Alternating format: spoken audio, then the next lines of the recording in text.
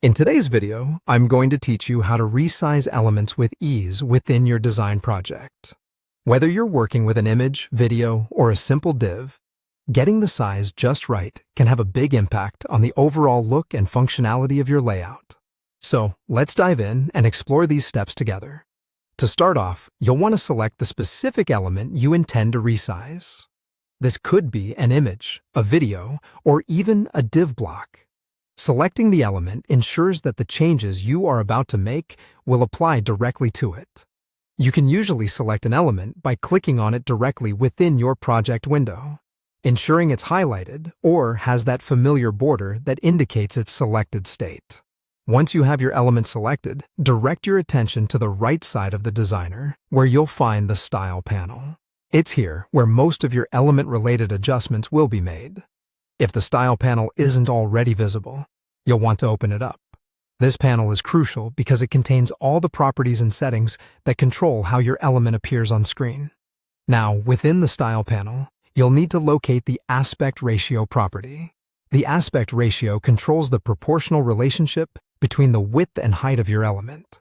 Clicking on the aspect ratio property will reveal your options. Here, you have the option to choose from several preset ratios. These include square, landscape, or portrait, which can quickly align your element with common design standards. If the preset options don't quite fit your design needs, there's the flexibility to select custom and input your own width and height values. This is incredibly useful if you're aiming for a specific look or need to conform to particular design specifications. Enter your desired dimensions to tailor your element precisely how you envision it. Next, you'll want to pay attention to the fit setting. This feature is essential for controlling how the content fits within the newly defined aspect ratio. You have two primary options here: cover and contain. If you select cover, the content will scale to fill the new ratio completely, potentially cropping part of it. This is great for situations where filling the space completely is more important than showing the whole image. On the other hand, contain keeps the entire content visible, scaling it so that the whole image, video, or div is shown within the defined area, even if it means having some of the surrounding space not completely filled. And there you have it.